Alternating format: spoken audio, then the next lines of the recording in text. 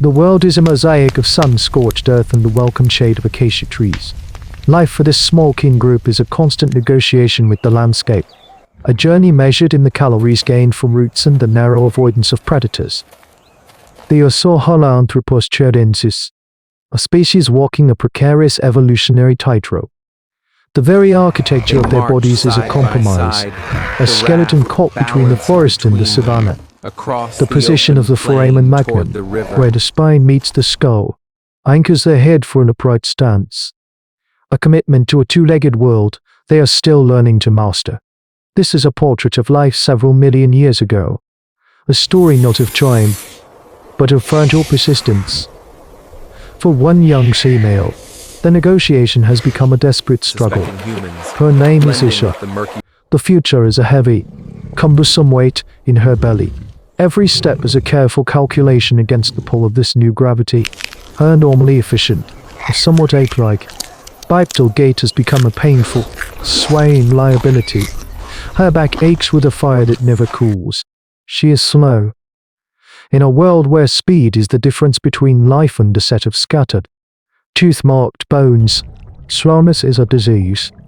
The others accommodate her, their foraging loops shrinking, At last, their pace they dictated by collapse her on the grassy endurance. bank. They share their findings with her, a silent offering to the life she carries. It is an act of community, but it is also an investment, a gamble that her suffering will yield a future for them all. The brutal reality of their situation reveals itself near the waterhole. As the group drinks, their heads low, a flicker of tawny movement in the tall grass electrifies the air. Dinofelis, a powerful saber-toothed cat, has been waiting. A low growl of warning ripples through the hominids. They must run, now, to the safety of the nearby rock jumble. But Isha cannot run.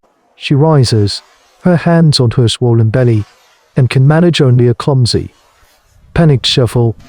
She is a tether, anchoring them all to this place of death. This is the hard choice, the moment that defines the group. To flee is to live, to stay is to risk everything for one. And for one not yet born, the alpha male, a grizzled veteran with a scarred brow, does not hesitate. He emits a sharp, "Get her a buck." It is not a call of retreat, but of defense. He and two other males turn to face the predator, grabbing heavy branches, their bodies forming a thin, desperate wall between the cat and their future. They hoot and scream, making themselves large, a chaotic display of communal defiance. The cat, accustomed to scattering its prey, pauses, confused by this unified front. Its nose weighs the risk against the reward, and with a flick of its tail, melts back into the grass. The threat is gone, but the lesson is learned. Issa's vulnerability is now the clan's vulnerability. That evening, the alpha male leads them not to their usual sleeping site in the open, but to a cramped, uncomfortable fissure in the rocks. The path is harder. The reward is simply the chance to see another sunrise. This is the intelligence of compassion. The foresight that recognizes a kin group is only as strong as its willingness to protect its weakest link. The pain arrives without warning. It is not a sharp, external wound, but a deep, internal clenching, a grinding of stone on bone deep within her pelvis. Isha cries out, a low gasp of shock and agony. The sound is a signal, instantly understood by the other females of the clan.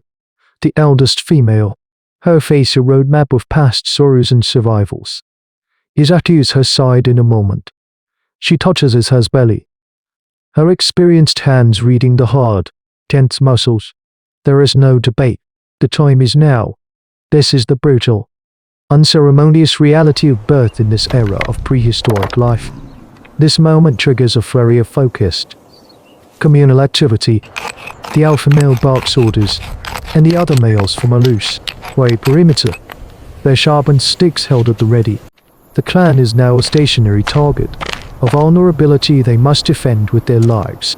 The females, led by the elder, guide Isha towards a dense thicket of thorny bushes. It is a natural fortress, uninviting and difficult to approach. This is an act of foresight, a choice to trade mobility for security.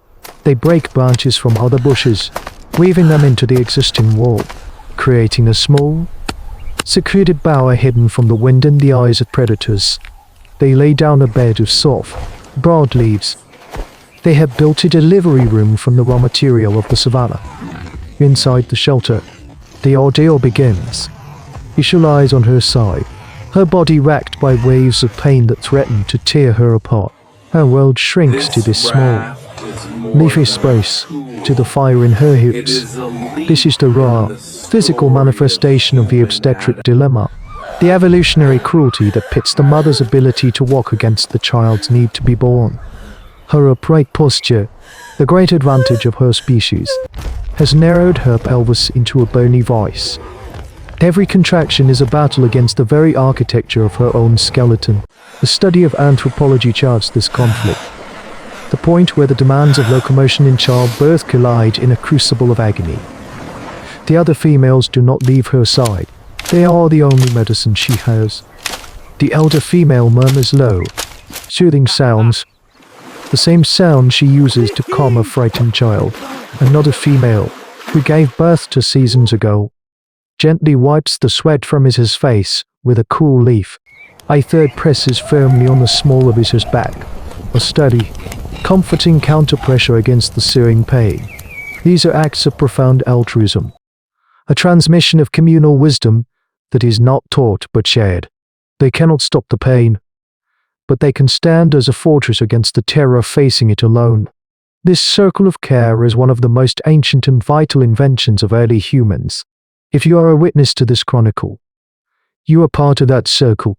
Lend your voice to the record, and affirm the story of this shared strength. As another contraction rips through her, Isha grips the elder's hand, her knuckles white. It is an anchor in a storm of pain, a physical reminder that she is not alone. This is the emotional turning point, the moment the solitary struggle becomes a shared burden. Hours grind by. The sun climbs, beats down, and begins its slow descent. Isha is a creature of pure, instinctual effort, beyond exhaustion, beyond fear.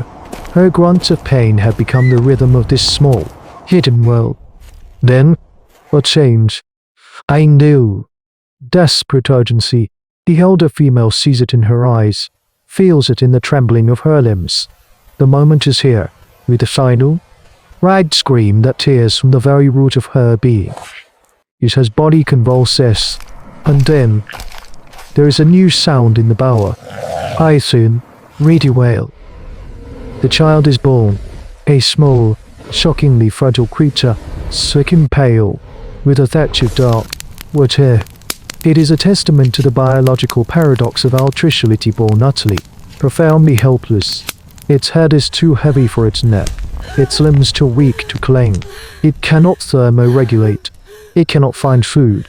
Its survival for the next several years will depend entirely on the relentless, unwaged care of others. The elder female, with practiced hands, clears the infant's airway with her finger and severs the umbilical cord with a sharp flake of flint.